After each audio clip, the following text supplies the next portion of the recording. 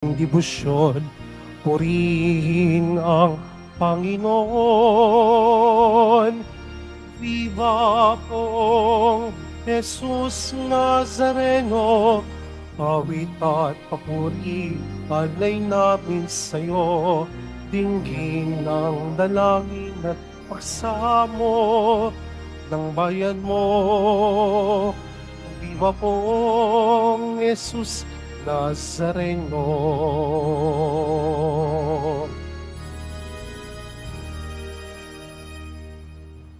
Sa ngalan ng Ama, at ng Anak, at ng Espiritu Santo, Amen. ang pagpapala ng ating Panginoong Hesukristo, ang pag-ibig ng Diyos Ama, at ang pakikipagkaisa ng Espiritu Santo, naway sumainyong lahat. At sumaiyo rin. Mga kapatid, aminin natin ang ating mga kasalanan upang tayo ay maging marapat gumanap sa banal na pagdiriwang. Inaamin ko Sa makapangyarihang Diyos at sa inyo mga kapatid, na lubha akong nagkasala sa isip, sa salita at sa gawa at sa aking pagkukulang.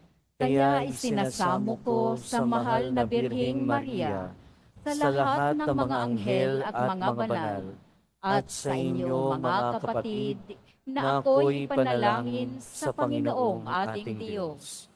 Kaawaan tayo ng makapangyarihang Diyos, patawarin tayo sa ating mga kasalanan, at patnubayan tayo sa buhay na walang hanggan. Amen. Panginoon, kaawaan mo kami. Panginoon, kaawaan mo kami. Kristo, kaawaan mo kami. Kristo, kaawaan mo kami. Panginoon, kaawaan mo kami. Panginoon, kaawaan mo kami. Manalangin tayo. Ama naming makapangyarihan, niloob mong akuin ng iyong anak ang krus at kamatayan, upang ang sangkatauhay matubos at mabuhay. Ang pag-ako namin sa krus at kamatayan dito sa lupa, ayon sa diwa ng pagsunod sa iyong loob, ay ginanap ng iyong anak, at magpagindapat nawang aming kamtin ang lubos na katubusan at pagkabuhay sa iyong piling, sa pamamagitan ni Hesukristo, kasama ng Espiritu Santo, magpasawalang hanggan. Amen. Magsiupo muna ang lahat.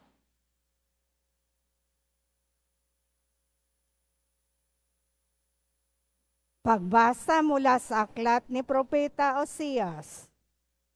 Ito ang sinasabi ng Panginoon.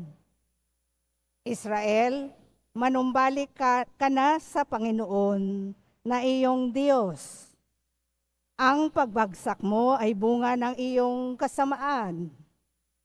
Dalhin ninyo ang inyong kahilingan, lumapit kayo sa Panginoon at sabihin ninyo, patawarin mo na kami.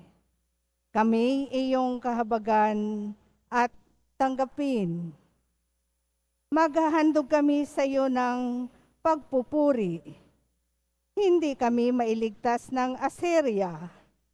Hindi kami sasakay ng mga kabayo. Hindi na namin tatawaging Diyos ang mga larawang ginawa lamang ng aming mga kamay. Sa iyo lamang nakasumpong ng awa ang mga ulila. Sabi ng Panginoon, patatawarin ko na ang aking bayan. Mamahalin ko sila ng walang katapusan, sapagkat mapapawi na ang aking galit. Ako'y matutulad sa hamog na magpapasariwa sa Israel, at mamumulaklak siya gaya ng leryo, mag-ugat na tulad ng matibay na punong kahoy. Dadami ang kanyang mga sanga, gaganda siyang tulad ng puno ng olibo, at hahalimuyak gaya ng Libano. Magbabalik sila at tatahan sa ilalim ng aking kalinga. Sila'y yayabong na gaya ng isang halamanan, mamumulaklak na parang punong ubas, at ang bangoy katulad ng alak mula sa Libano. Ephraim, lumayo ka na sa mga Diyos-Diyusan. Ako lamang ang tumutugon at nagbabantay sa iyo. Ako'y katulad ng sipris na laging luntian, at mula sa akin ang iyong bunga. Ang mga bagay na ito'y dapat unawain ng matalino at dapat mabatid ng marunong. Matuwid ang mga daan ng Panginoon at doon tumatahak ang mabubuti, ngunit madarapa ang mga ngahas na sumuway. Ang salita ng Diyos. Salamat sa Diyos.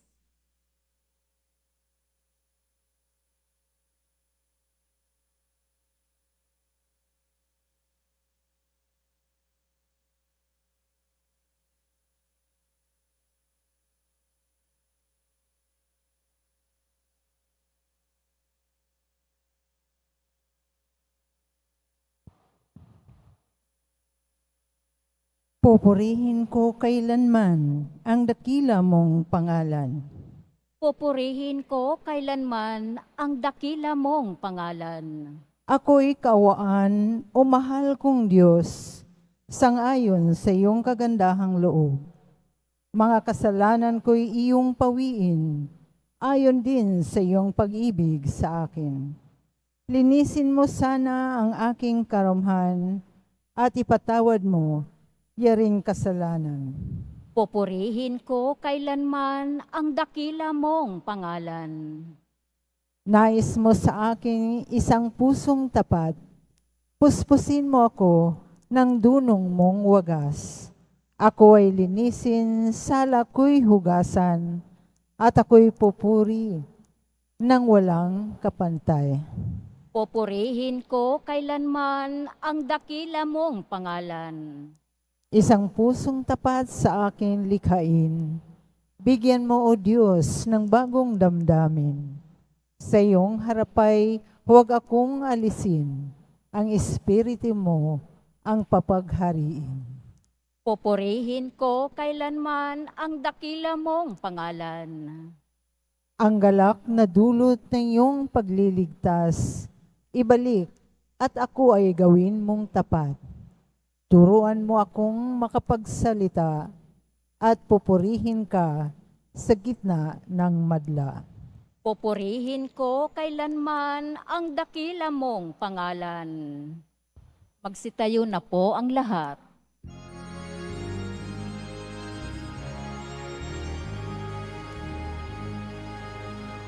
Hallelujah, Hallelujah, Hallelujah, Hallelujah.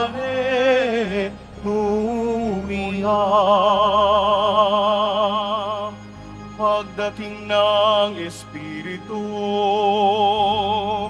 itataguyod niya kayo sa tanang itinuro ko. Hallelujah, Hallelujah,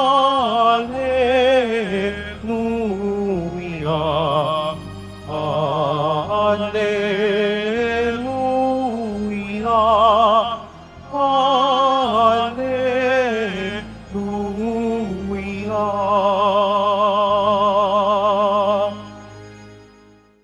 Sumainyo ang Panginoon. At sumaiyo rin. Ang mabuting balita ng Panginoon ayon kay San Mateo. Papuri sa iyo, Panginoon. Noong panahong iyon, sinabi ni Jesus sa kanyang mga apostol, Ngayon, sinusugo ko kayo na parang mga tupa sa gitna ng mga asong gubat. Maging matalino kayo gaya ng mga ahas at matapat gaya ng mga kalapati. Mag-ingat kayo sapagkat may mga taong magkakanulo sa inyo sa mga hukuman at hahagupitin nila kayo sa mga sinagoga. Dahil sa akin, ihaharap kayo sa mga gobernador at mga hari at magpapatotoo kayo sa harapan nila at ng mga hentil. Kapag nililitis na kayo, huwag kayong mabalisa tungkol sa sasabihin ninyo, kung paano ninyo sasabihin.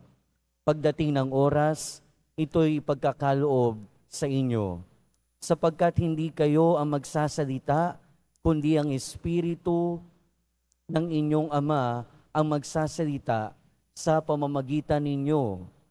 Ipagkakanulo ng kapatid ang kanyang kapatid upang ipapatay. Gayon din ang gagawin ng ama sa kanyang anak. Lalaban ng mga anak sa kanilang mga magulang at ipapapatay. Kapupuotan kayo ng lahat dahil sa akin. Ngunit ang manatiling tapat hanggang wakas ay siyang maliligtas.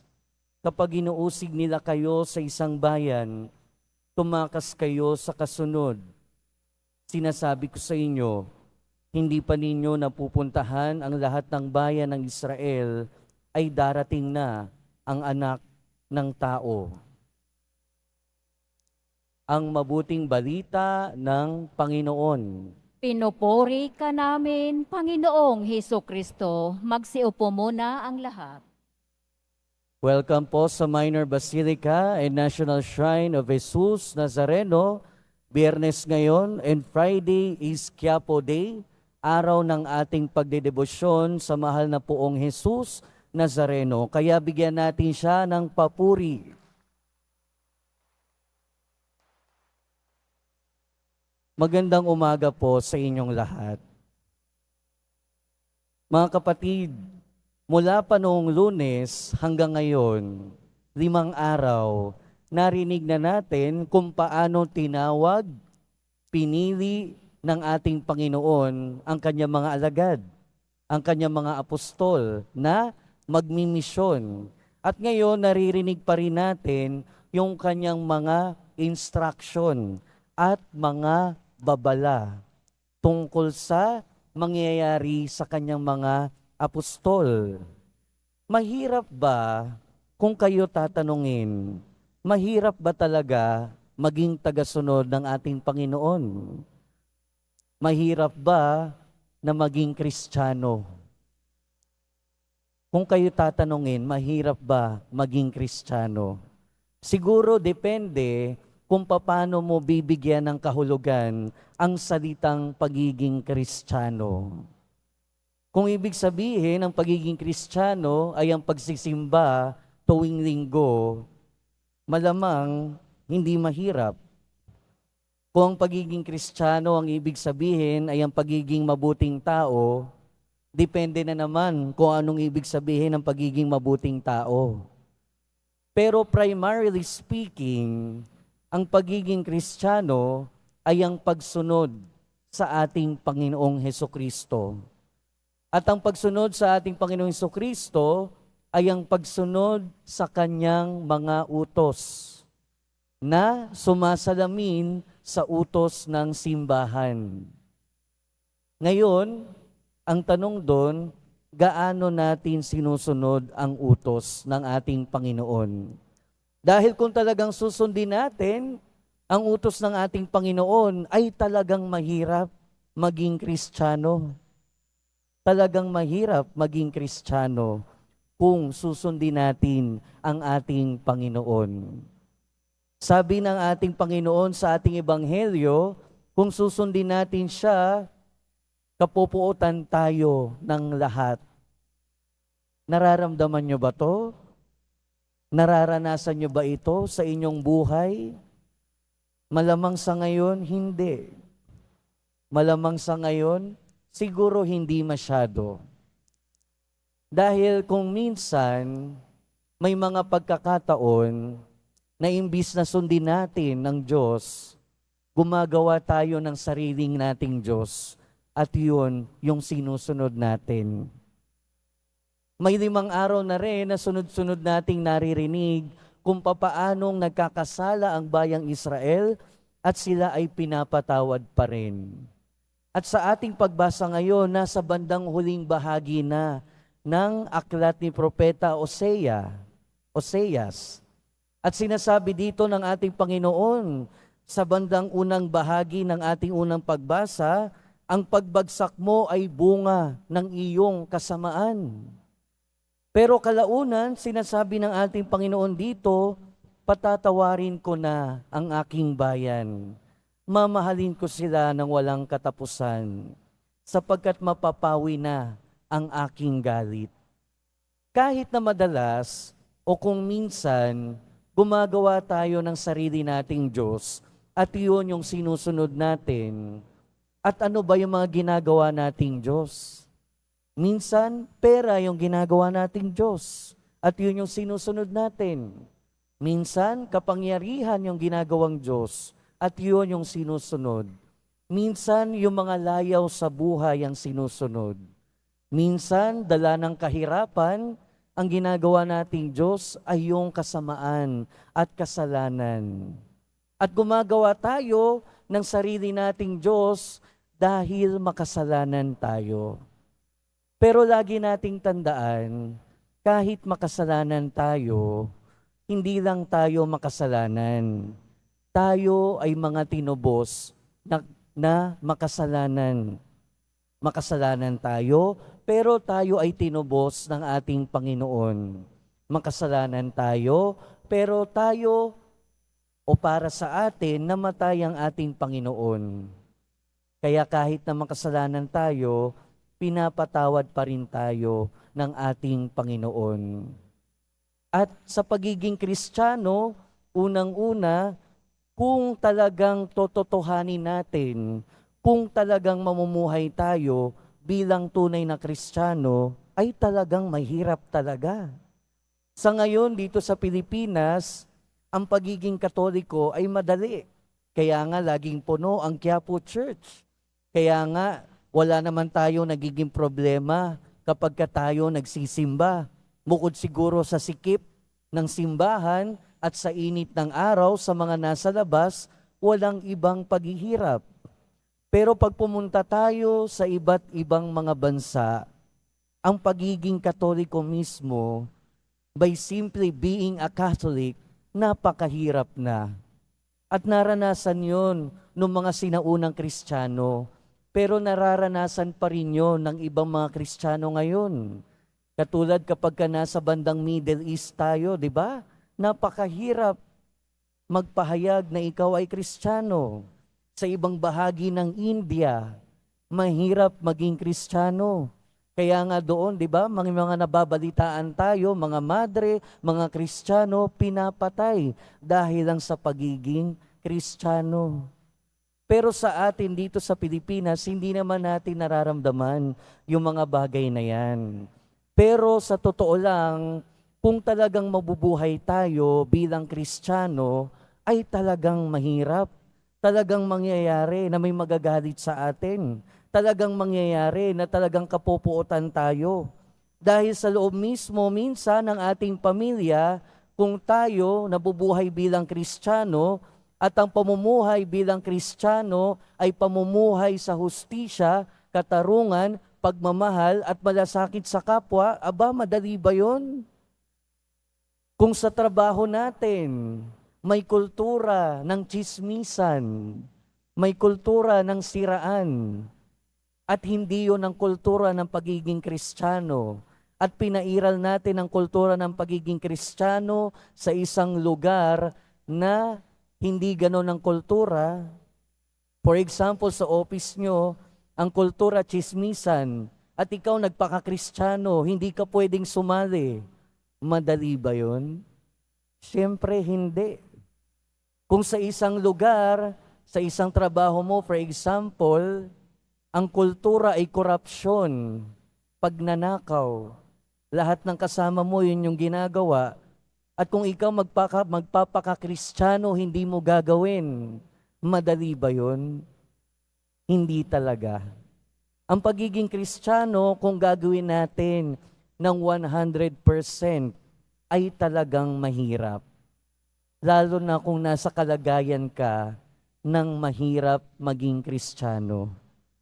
Pero ang panawagan sa atin, nandito na yung warning na kung tayo ay magiging talagang Kristiyano, expect na natin unang-una. Kung tayo magiging Kristiyano, expect na natin dahil winarningan na tayo ng ating Panginoon. Expect na natin na talagang mauusig tayo. Expect na natin na talagang may magagalit sa atin. I-expect na natin na talagang may makakabangga tayo kung tayo ay talagang magiging tunay na Kristiyano. Pangalawa, sundin natin kung ano yung sinasabi ng ating Panginoon. Sa pagiging Kristiyano, may sinasabi na ang ating Panginoon. Sinasabi, mag-ingat kayo dahil isinusugo ko kayo bilang maamong tupa sa gitna ng mga asong lobo. Dahil talagang may mga sasalungat sa atin. Pero sinasabi din ng ating Panginoon, maging matalino tulad ng ahas, pero maging matapat katulad ng mga kalapati. Na ibig sabihin, dapat maging wais tayo sa pakikipagkapwa natin, lalo na sa mga salungat sa ating pananampalataya. Hindi ibig sabihin nun talagang makipagpatayan tayo sa ating pananampalataya kung hindi naman kinakailangan. Hindi ibig sabihin nun ipagdikdikan natin yung pananampalataya natin sa mga taong ayaw maniwala. Na ibig sabihin lamang nun, sa gitna ng kultura at kasamaan sa ating buhay, panatilihin natin yung ating pagiging Kristiyano nang hindi ito nasisira. Mamuhay tayo sa gitna ng mga tao nang hindi nawawala ang ating pagiging Kristiyano. Sabi nga, di ba? Do not be overcome by evil, but overcome evil by doing good. At yon ang pagiging Kristiyano. At sa kabila ng hirap ng pagiging Kristiyano, tandaan din natin yung sinasabi ng ating Panginoon sa ating ebanghelyo. Nasa inyo ang Espiritu. Ibig sabihin, si Lord na ang bahala sa atin. Ang panawagan sa atin ay maging Kristiyano at si Lord na ang bahala sa atin. Kaya sa pagpapatuloy ng ating buhay, mga kapatid, tanungin natin ang ating sarili, 100% Kristiyano ba ako? At kung hindi, malamang ito ang mensahe sa atin, mabuhay bilang Kristiyano, mabuhay bilang tunay na Kristiyano. At ang pagiging tunay na Kristiyano, sa pagiging tunay na Kristiyano, expect na natin talagang may makakabangga tayo, talagang may uusig sa atin, talagang may sasalungat sa atin kung tunay tayong Kristiyano. Pero sundin natin kung ano ang sinasabi ng ating Panginoon. Maging matalino sa pakikipagkapwa, ngunit maging matapat. At ang ibig sabihin ng pagiging matapat ay hindi gumagawa ng kahit na anong mali. Lagi nating tandaan, kahit tayo ay makasalanan, tayo ay mga pinatawad at tinubos ng mga makasalanan. Kaya maging tunay na Kristiyano tayo. Sa pagiging tunay na Kristiyano, lagi nating isaisip at huwag nating kalimutan, bahala na si Lord sa atin. Amen. Magsitayo na po ang lahat.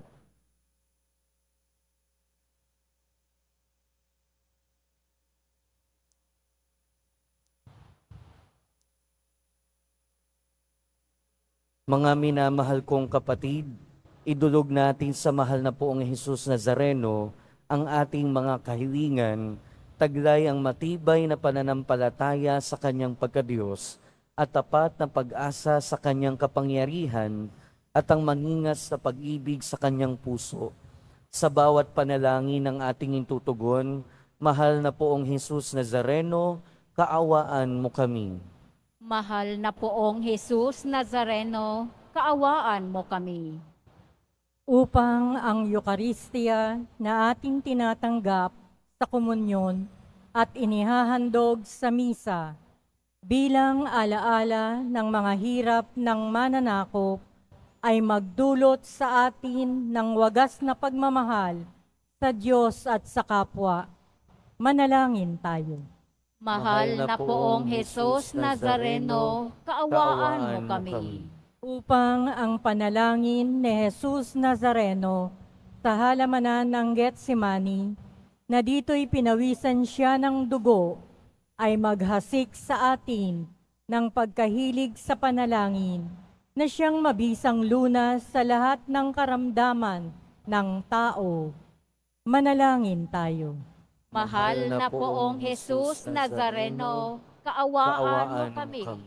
Upang ang kanyang koronang tinik, damit na purpura at krus, ay magpaalaala sa atin na ang kanyang mga aral at simulain bilang hari ng sanlibutan ay dapat maghari sa ating isipan, angkan at lipunan.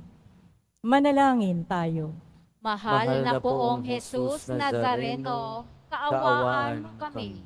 Upang sa bisa ng kanyang pagpasa ng krus sa mga lansangan sa Jerusalem, ay matuto tayong makiramay at makihati sa mga kahirapan at tiisin ng kapwa. Manalangin tayo. Mahal na poong Jesus Nazareno, kaawaan mo kami. Upang tulungan tayo ng mahal na Birhen, ina ng hapis, na maging tunay na larawan ng kanyang anak sa isip, wika at gawa, nang sa gayon ay makamit ang ating kahilingan sa poong Jesus Nazareno. Manalangin tayo. Mahal na poong Jesus Nazareno, kaawaan mo kami. Ama naming mapagmahal, nahayag sa salita, gawa, buhay at kamatayan ng iyong anak, na ang Diyos ay pag-ibig. Maipahayag dinawa namin ang katotohanan ito sa pamamagitan ni Jesus Nazareno, Panginoon namin, magpasawalang hanggan. Amen. Magsiupo muna ang lahat.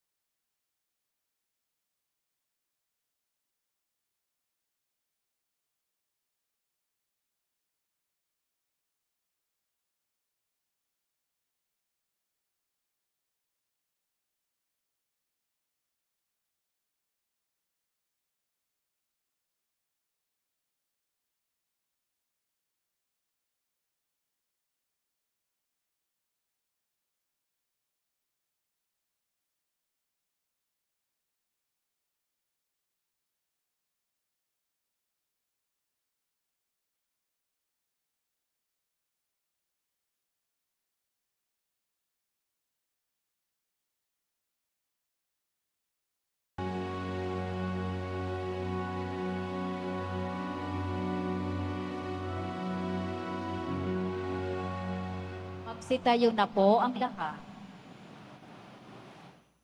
Manalangin kayo mga kapatid, upang ang paghahain natin ay kalugdan ng Diyos amang makapangyarihan. Tanggapin nawa ng Panginoon itong paghahain sa iyong mga kamay, sa kapurihan niya at karangalan sa ating kapakinabangan at sa buong sambayanan niyang banal.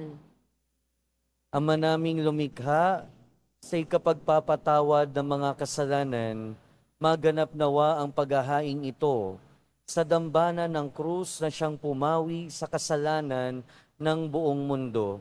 Sa pamamagitan ni Hesukristo, kasama ng Espiritu Santo, magpasawalang hanggan. Amen. Sumainyo ang Panginoon. At sumaiyo rin. Itaas sa Diyos ang inyong puso at diwa. Itinaas na namin sa Panginoon. Pasalamatan natin ang Panginoong ating Diyos. Marapat na siya ay pasalamatan. Ama naming makapangyarihan, tunay ngang marapat na ikaw ay aming pasalamatan. Iyong ipinasyang sa kahoy na krus, ang sangkatauhay tubusin ni Jesus. Sa punong kahoy nagkapuwang ang kamatayan. Sa kahoy na krus itinanghal ang pagkabuhay. Sa punong kahoy na naig ang sumuway sa iyo. Sa kahoy na krus siya'y nadaig ng masunuring anak mo. Kaya kaysa ng mga anghel na nagsisiawit ng papuri sa iyo, nang walang humpay sa kalangitan, kami nagbubunyi sa iyong kadakilaan.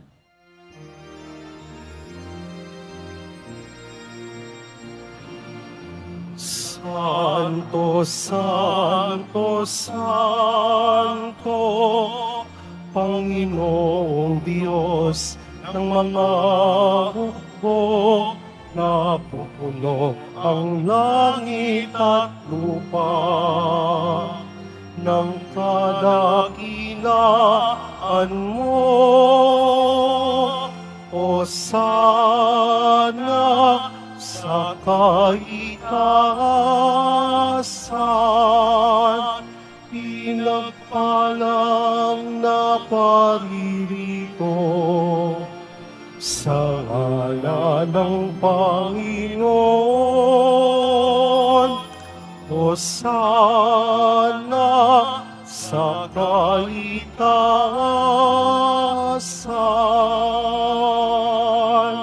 Magsiluhod po ang lahat. Ama naming banal, ikaw ang bukal ng tanang kabanalan.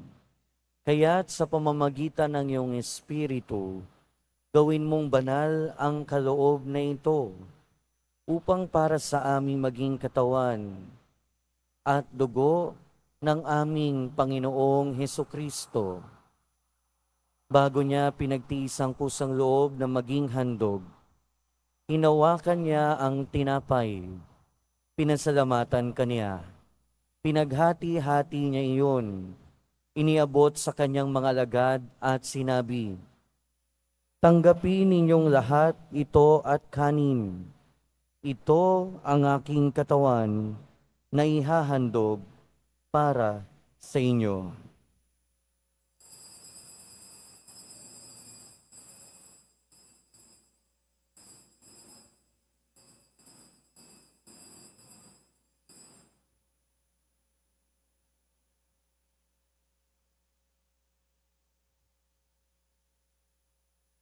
Gayon din naman noong matapos ang hapunan, hinawakan niya ang kalis. Muli kanyang pinasalamatan.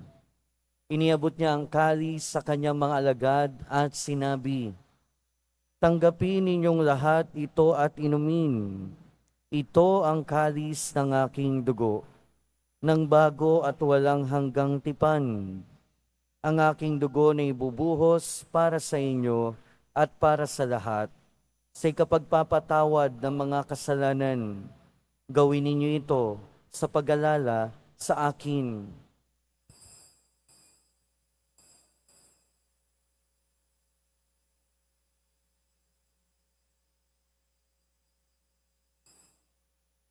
Magsitayo na po ang lahat.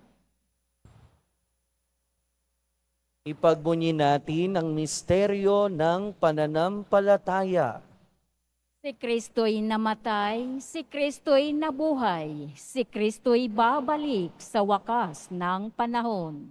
Ama, ginagawa namin ngayon ang pag-alala sa pagkamatay at muling pagkabuhay ng iyong anak. Kaya tiniaalay namin sa iyo ang tinapay na nagbibigay buhay at ang kalis na nagkakaloob ng kaligtasan. Kami nagpapasalamat dahil kami iyong minarapat na tumayo sa harap mo para maglingkod sa iyo. Isinasamo namin kaming magsasalo-salo sa katawan at dugo ni Kristo ay mabuklod sa pagkakaisa sa pamamagitan ng Espiritu Santo. Ama, lingapin mo ang iyong simbahang laganap sa buong daigdig. Puspusin mo kami sa pag-ibig, kaysa ni Francisco na aming Santo Papa, at ni Jose na aming Obispo at ng Tanang Kaparian.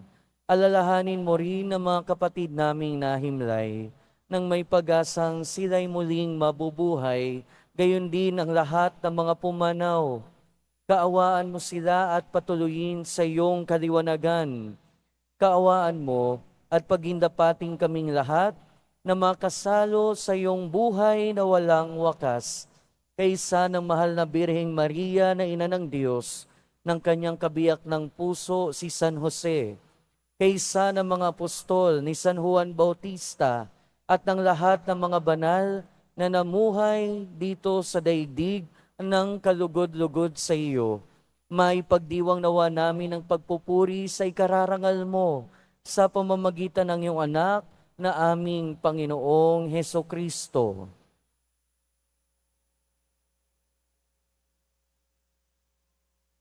Sa pamamagitan ni Kristo, kasama niya at sa Kanya, ang lahat ng parangal at papuri ay sa iyo, Diyos amang makapangyarihan, kasama ng Espiritu Santo, magpasawalang hanggan.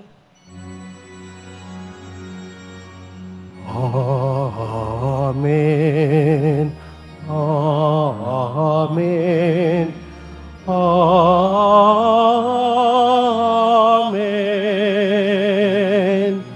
Amen. Amen. Amen. Amen. Sa tagubili ng mga nakagagaling na utos at turo ni Jesus na Panginoon natin at Diyos, ipahayag natin ng lakas loob.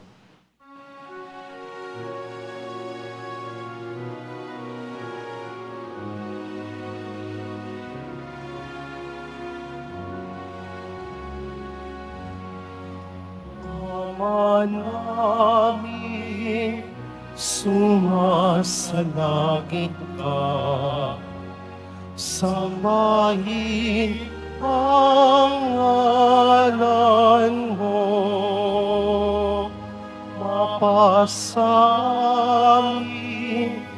ang kaharian mo, sundin ang loob mo dito sa lupa para ng salangit.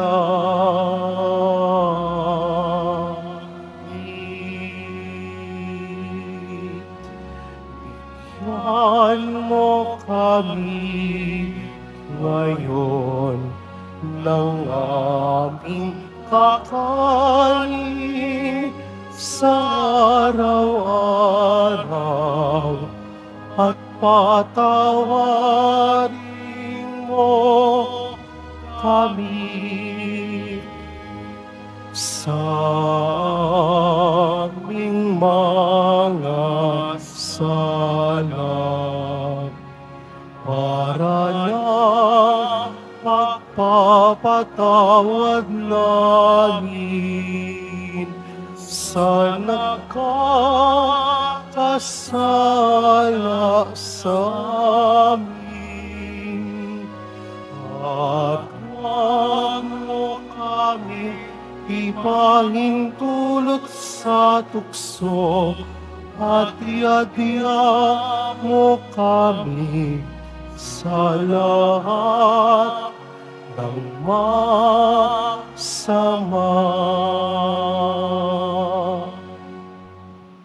Hinihiling namin kami adya sa lahat ng masama, pagkalooban ng kapayapaan araw-araw, iligtas sa kasalanan at ilayo sa lahat ng kapahamakan, samantalang aming pinananabikan ang dakilang araw ng pagpapahayag ng tagapagligtas naming si Hesukristo. Sapagkat iyo ang kaharian at ang kapangyarihan at ang kapurihan magpakailanman. Amen. Panginoong Hesukristo, sinabi mo sa iyong mga apostol, Kapayapaan ang iniiwan ko sa inyo. Ang aking kapayapaan ang ibinibigay ko sa inyo. Tunghayan mo ang aming pananampalataya at huwag ang aming pagkakasala. Pagkalooban mo kami ng kapayapaan at pagkakaisa ayon sa iyong kalooban, kasama ng Espiritu Santo, magpasawalang hanggan. Amen. Ang kapayapaan ng Panginoon ay laging sumainyo. At sumaiyo rin. Magbigayan kayo ng kapayapaan sa isa't isa. Peace be with you po. Kordero ng Diyos na nag-aalis ng mga kasalanan ng sanlibutan, maawa ka sa amin. Kordero ng Diyos na nag-aalis ng mga kasalanan ng sanlibutan, maawa ka sa amin. Kordero ng Diyos na nag-aalis ng mga kasalanan ng sanlibutan, ipagkaloob mo sa amin ang kapayapaan. Magsiluhod po ang lahat.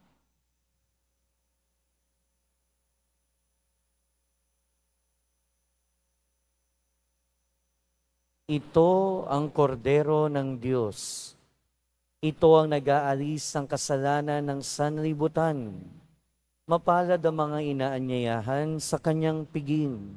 Panginoon, hindi ako karapat-dapat na magpatuloy sa iyo, ngunit sa isang salita mo lamang ay gagaling na ako.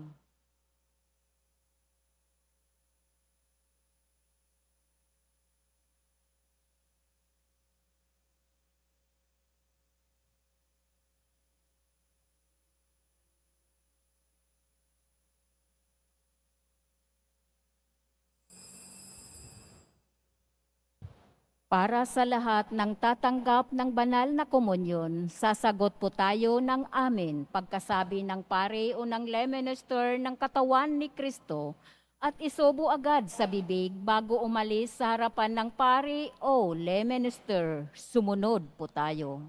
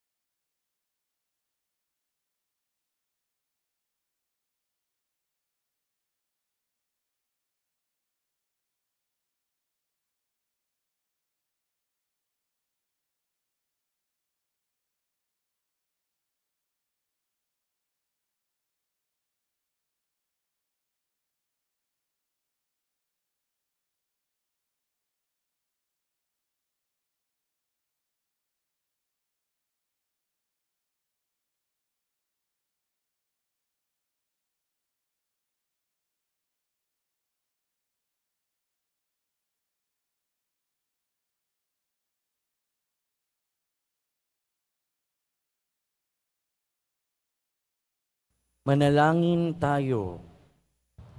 Panginoong Hesukristo, kaming nagsalo-salo sa banal na pakikinabang ay nakikiusap sa iyo na ang mga nasagip ng kahoy na krus na nagbibigay buhay ay iyong ihatid sa pagkabuhay sa kaluwalhatian, sapagkat ikaw ang Panginoon, magpasawalang hanggan.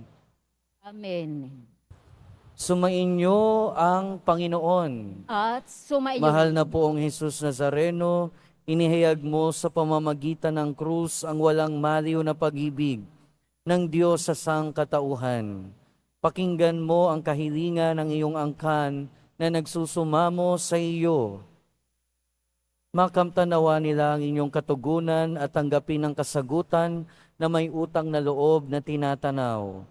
Basbasan din po ninyo ang mga daladala nilang mga imahen at dasalan sa pamamagitan ng bendisyon na ito, naway maalala nila ang mga pangako nila noon sa binyag, na ikaw ang kanilang iibigin at paglilingkuran bilang Panginoon magpasawalang hanggan. Amen. At pagpalain kayo ng makapangyarihan at mapagmahal na Diyos, ng Ama at ng Anak at ng Espiritu Santo. Amen. Humayo kayong taglayang kapayapaan ng Poong Jesus Nazareno. Salamat sa Diyos.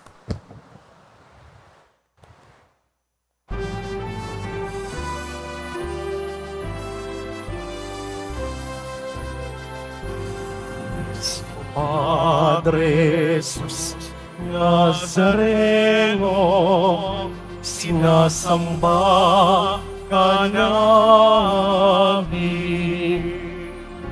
Pinipinto ka namin. Aral mo ang aming buhay at kaligtasan. Nuestro Padre Jesus Nazareno, iligtas mo kami sa kasalanan. Ang krus mong pinamatayan ay sagisag ng aming paligtasan. Nuestro Padre Jesus Nazareno, inaragan ka namin. Nuestro Padre Jesus Nazareno, ilulwalhati ka namin. Nuestro Padre Jesus Nazareno, dinaragan ka namin. Nuestro Padre Jesus Nazareno, ilulwalhati ka namin.